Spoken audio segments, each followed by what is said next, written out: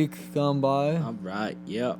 And sorry last week we didn't come out with anything. We were kind of busy.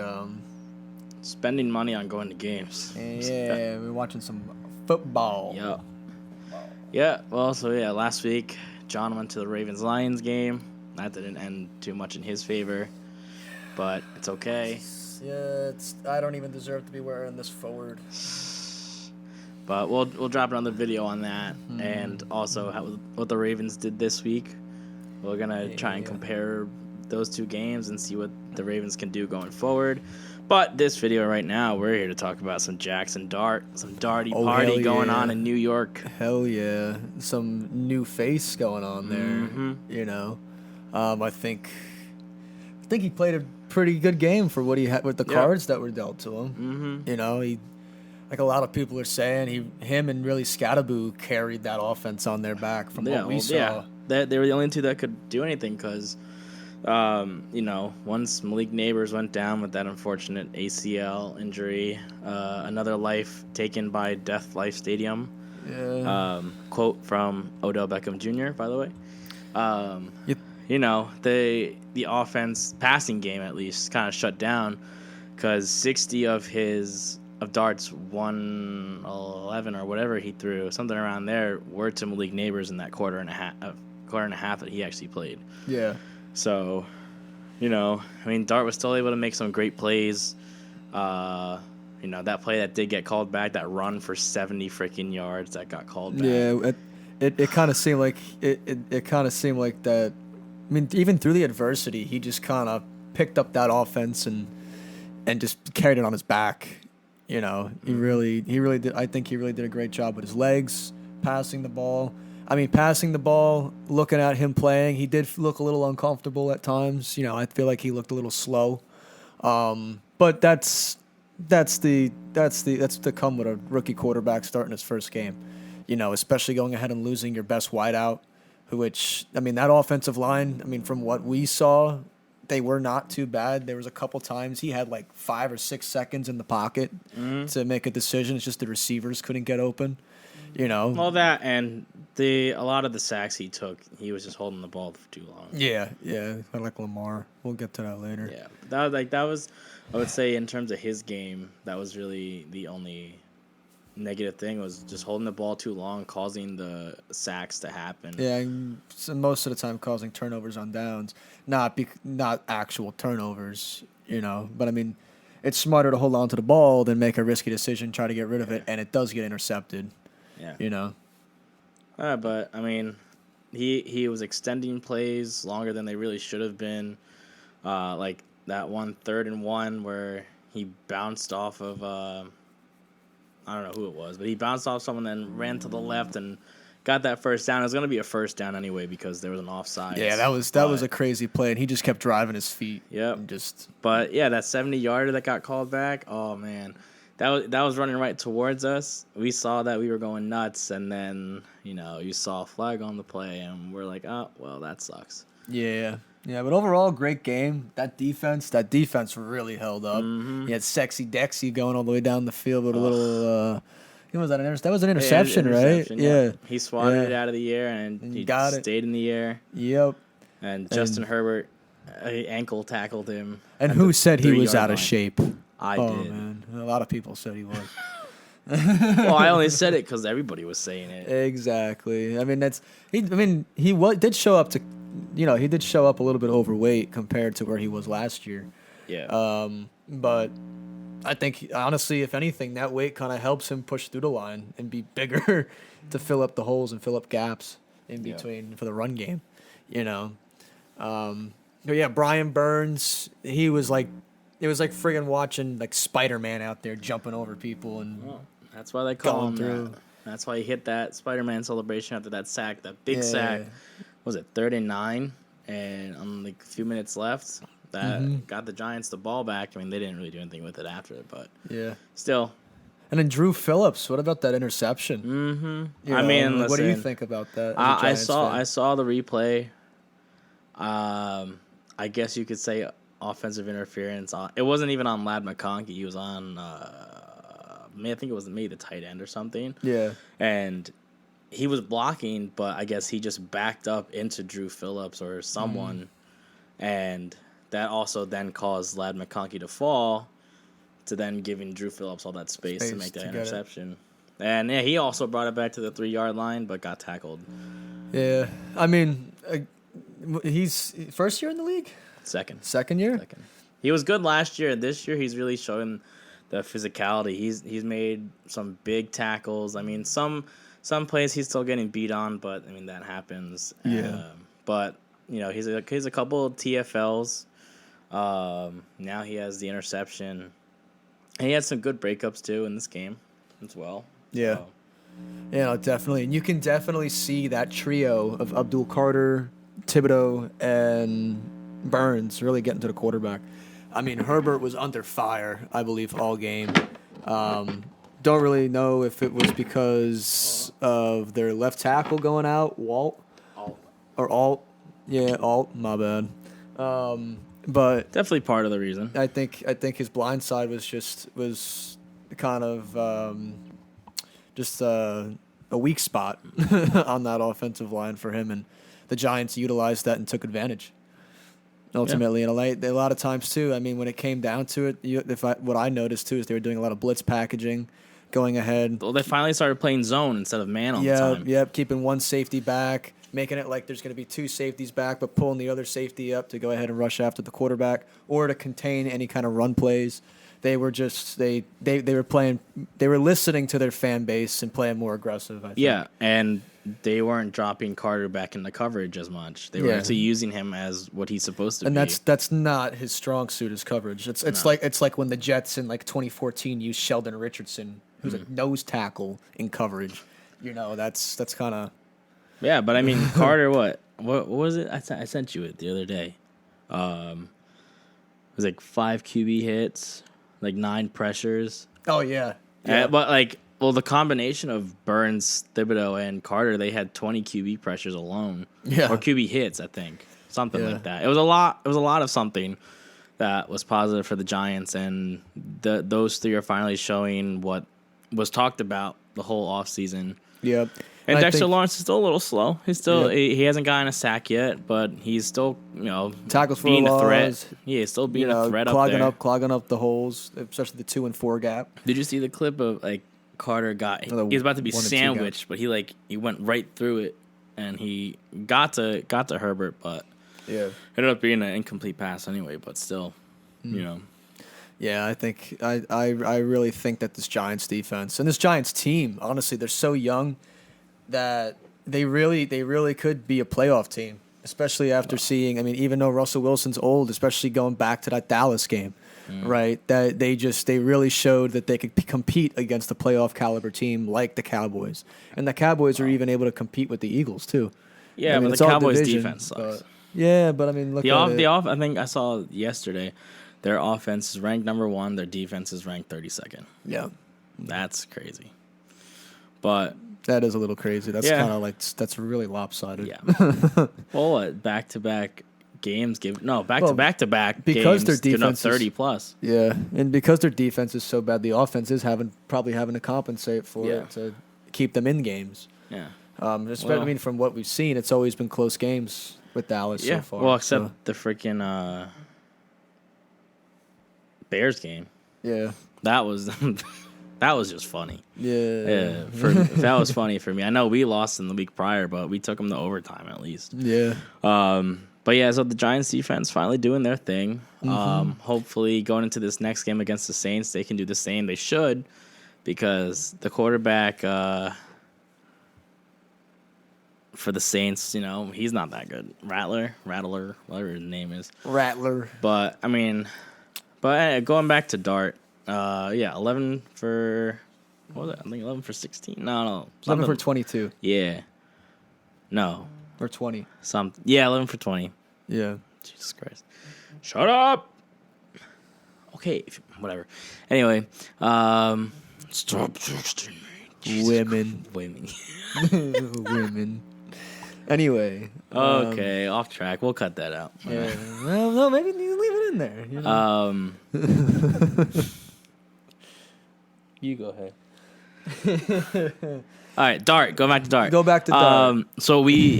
I'm so pissed that we missed his first touchdown. That would have been like directly right in front of us. Oh yeah. And by the way, we have some footage. Yeah, we'll drop it in. We'll drop it in between. It'll be probably somewhere over here, over there, or right here. Yeah, just over my face. Yeah, we'll see what happens. Pull up Mike Wazowski on John. Yeah.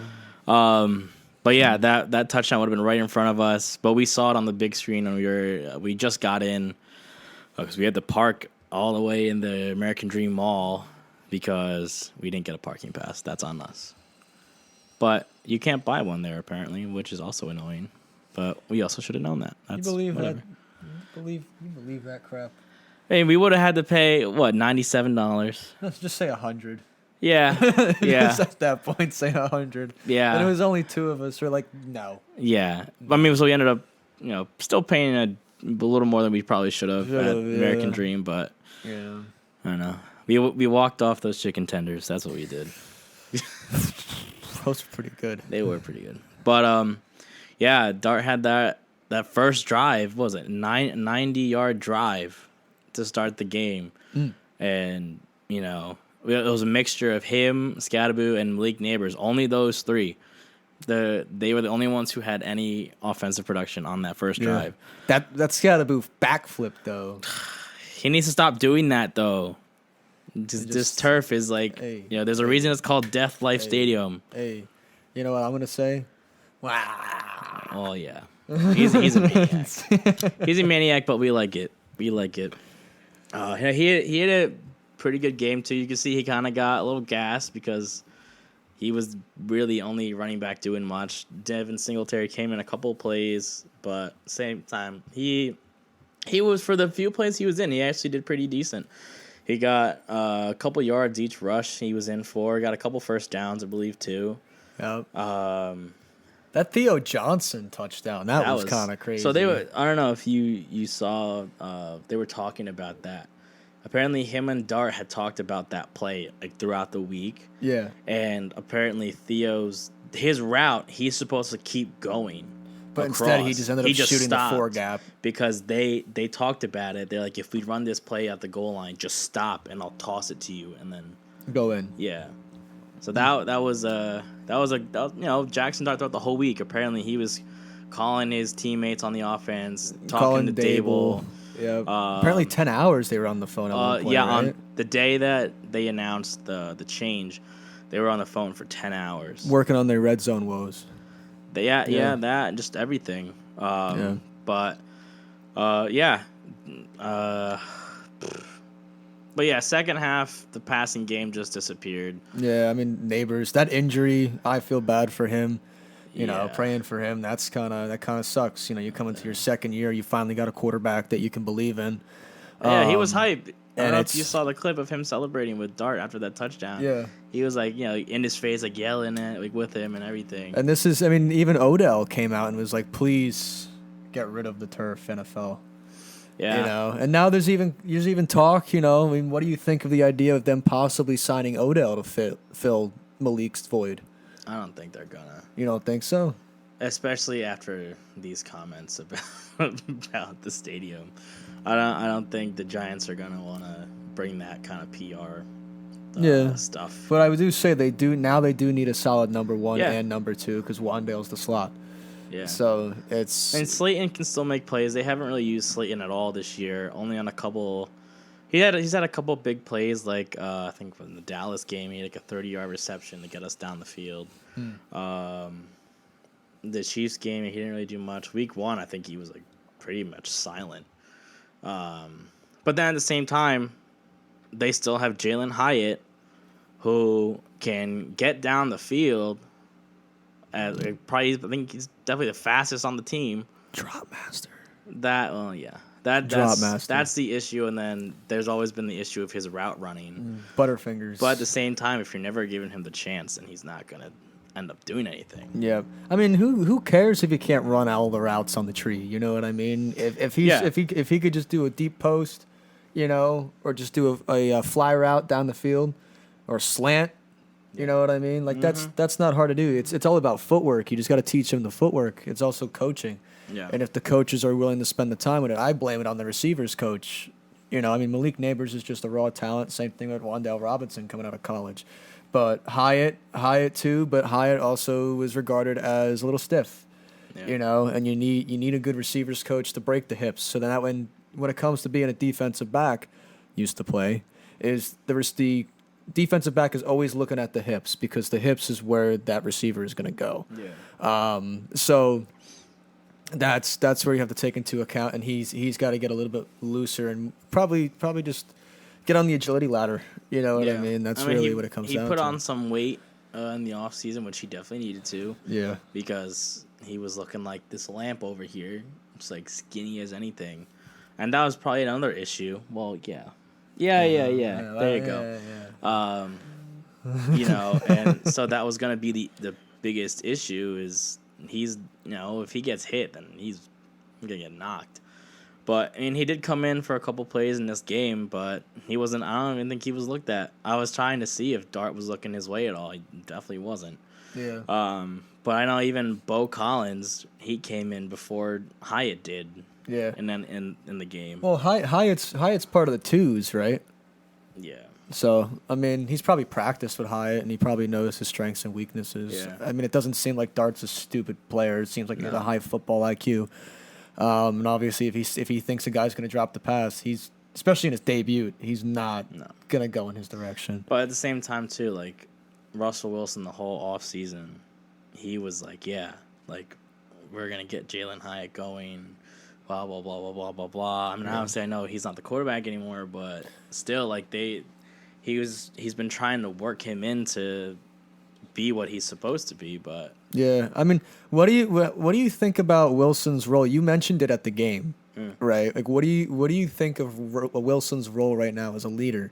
You know, and going out there from what you saw, what you had said is that he's like, hey, great job. He's the first one out there. Yeah. Congratulate everybody. Say great job.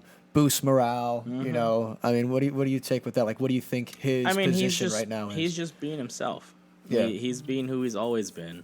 Yeah. And which, I mean, that's great. That's what he needs to be, regardless of if he's starting or not. Yeah. He is the oldest on the team if you're not counting Graham Gano, because respectfully, you're just a kicker. Sorry, kickers, if you're watching this. Yeah. And I mean, and then another question I have too for you as like a Giants fan, right?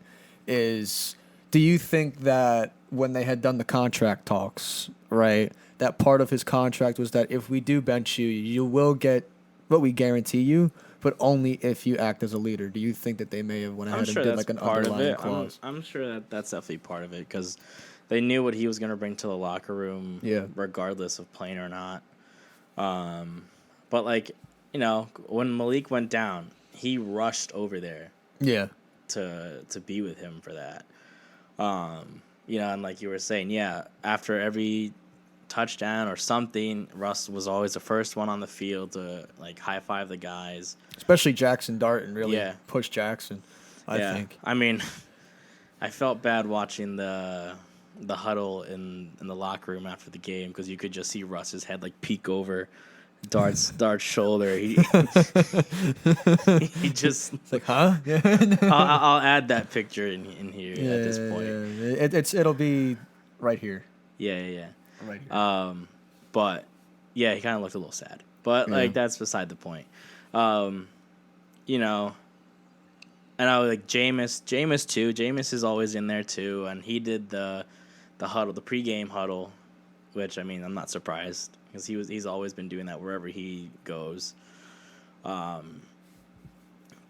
I mean, hopefully the Giants can figure out what to do next with the wide receiver room because, respectfully to the Giants wide receiver room, their power ranking in terms of wide receiver room just dropped a lot. Yeah, and that's why I bring up the suggestion of Odo. You know, I not for nothing, not that he's the best receiver like where he was with Manning, but I mean, look at what he did with the Rams. Just throughout the playoffs when they made that Super Bowl run. And right? even the little bit he did play in the Super Bowl. And then he probably would have had over 100 receiving yards in that game if he kept going. He was just getting back in the groove, especially after coming back from an injury, and then gets injured again. Yep. And then signing with Baltimore. I mean, he averaged over 15 yards a catch. Yeah. Only had 500 receiving yards, 35 catches, right? But that's still pretty dang good for somebody who's had multiple knee injuries and surgeries. Still kind of his hands ain't gonna change. Yeah. The speed, he's slowing down a little bit because of the injuries. I think just the thing they're gonna be missing if Slayton just doesn't turn back into where he was wide receiver 1, which he's gonna have to be realistically, just because he still has the speed. Mm-hmm. And then it's just gonna be finding who's number 2. Yeah, Wandale, to me, I think he's perfect in the slot. Maybe you can rotate him out to number 2. They do. Yeah. But it's, for me, in that sense, it's just his size. He's 5'8", so having to be a wide receiver 2 is going to be a little tougher. But that's why he's in the slot. That's why he can make the short plays into bigger plays, and just get that little bit of chunk yardage that this team has always needed over the last few years. And I will say, do you think you could compare him a lot to Steve Smith? Not as good. No. Nowhere close to as good. Yeah. Because that was going to be my next point. In the sense of, if he can turn it up, I don't want to compare him to Steve Smith. You just want him to be his own player. That's really what it comes down to. But Steve Smith was his own animal. Yes, exactly. He really was. They're so different. He was a little guy who played like he was 10 feet tall. Yeah, literally. Wandale can kind of do that, but he's definitely shorter than Steve Smith, right? Steve Smith was 5'8.5". Oh. They rounded up and considered him 5'9". Oh. But that's what I do too. Yeah. But Steve Smith, even in his age, 36th season, yeah, he was still beating guys out and throwing them to the ground. Listen, if teams are looking for a quarterback, you want to make a swap for one of your wide receivers. Bengals can't do that now. Unless they trade T. Higgins. Yeah, but they just signed. Didn't they extend him? Doesn't mean anything. You got to look. He doesn't have as much guaranteed money as Chase. They're going to keep Chase. The guaranteed money is going to. That's what impacts the cap. Giants fans definitely want him. We've wanted him over the last few years, but the Bengals were keeping him hostage. Yeah. But now, look at what the Dolphins are doing. They're at this point. Obviously they won last night, but now with Tyreek going down, I don't think they're gonna want to trade. That was a gruesome injury. That was really bad. If you guys want to see it, we may put it in here, but that kind of seems a little R-rated. Pretty much, if you didn't, I don't know how you didn't at this point. His foot was saying hello to his other foot. Yeah. So it was a dislocated. It was like doing the Egyptian. Yeah, dislocated knee and torn ACL and other torn ligaments. Apparently, he's in surgery today already. So hope for a speedy recovery for him. Yeah, and it sucks. Like I even said it on if you follow closely and follow the Instagram and TikTok, like I said on that post, it's just I feel bad for him. I really 32 years old. Yeah, and I really think that at this stage in his career, that's kind of hard to come back from, especially being regarded as one of the fastest, if not the fastest, receiver in the league. Yep. And at that point, you're killer with your legs, and if you don't got your legs, then what can you really do? And especially with all the flack that he was facing throughout the offseason. And that Thursday Night Football wanted to put out to the world. Yeah. That was a little much. They didn't need to do that. No. But yeah, so with the Giants, let's see what they do this upcoming week. All they can do is get better, right, and expand on what they did. I hope they win this week, but then I hope that going into the next game after that, it's Thursday night against the Eagles. So, yeah. Ooh. So, I mean, he'll have the chance to make another undefeated team not. Yeah. But the Eagles are gonna. I don't remember where it is, but I hope it's at home first, because at least then he'll have more of a support system than in Philadelphia. Because whenever they go to Philly in 4 weeks, because we played the Eagles twice in 3 weeks. But whenever he goes to Philadelphia, they're gonna rip him apart. And I know that Eagles defensive line, as long as Carter doesn't spit in anybody's face, they'll be at full strength. But the Eagles games are going to be the real true test. I mean, actually, no, I'm not even going to say that, because this schedule this year, they decided to give us the hardest schedule for whatever reason. And now you're projected. Well, yeah, because last year we were supposed to be really good. So good. And then they're like, oh, yeah, so let's give them a hard schedule next year. Yeah, that's kind of dumb. It is stupid. But, yeah, I mean, Saints this weekend in New Orleans. Hopefully we can figure out what to do with the receiving game. I think they're going to use Theo Johnson a lot more now. Because they started to in the second half of this last game. So I think they're going to start doing that. I think the deep shots, they're going to come. But I think they're going to stay short. He had some play, like not just a touchdown, but he had some. I'm pretty sure he had some plays in that game.